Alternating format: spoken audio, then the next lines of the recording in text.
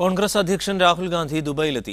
2 ദിവസത്തെ UAE സന്ദർശനത്തിനെത്തിയ അദ്ദേഹം ഇന്ന് വൈകുന്നേരം ദുബൈ അന്താരാഷ്ട്ര ക്രിക്കറ്റ് സ്റ്റേഡിയത്തിൽ 10,000-ങ്ങളെ അഭിസംബോധന ചെയ്യും.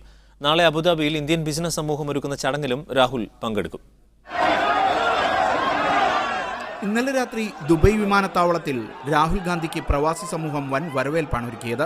രാഷ്ട്രീയ നേതാക്കളെ ദുബൈയിലെ വിമാനത്താവളത്തിൽ ജനങ്ങൾ ഇത്തരത്തിൽ സ്വീകരിക്കുന്നത് അപൂർവ കാഴ്ചയാണ്. നൂറുകണക്കിന് കോൺഗ്രസ് ലീഗ് പ്രവർത്തകരാണ് വിമാനത്താവളത്തിന്റെ ടെർമിനൽ 3-ൽ തടിച്ചുകൂടിയത്. ഇന്ന് രാവിലെ ജബലലിയിലെ ലേബർ ക്യാമ്പിൽ രാഹുൽ തൊഴിലാളികളുമായി കൂടിക്കാഴ്ച നടത്തും.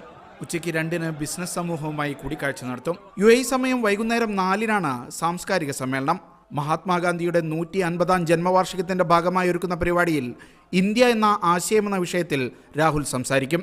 ഉമ്മൻചാണ്ടി, PK കുഞ്ഞാലിക്കുട്ടി, KC വേണുഗോപാൽ തുടങ്ങിയവരും ഒപ്പമുണ്ടാകും. 1/4 ലക്ഷത്തിലേറെ പേർക്കാണ് ക്രിക്കറ്റ് സ്റ്റേഡിയത്തിൽ സൗകര്യമൊരുക്കുന്നത്. സാംസ്കാരിക സമ്മേളനത്തിൽ പങ്കെടുക്കാനാണ് രാഹുൽ എത്തുന്നതെങ്കിലും ഒരു തെരഞ്ഞെടുപ്പ് സമ്മേളനത്തിന്റെ ആവേശത്തിലാണ് ഗൾഫിലെ UDF പ്രവർത്തകർ. Shinu Shamsuddin, media 1, Dubai.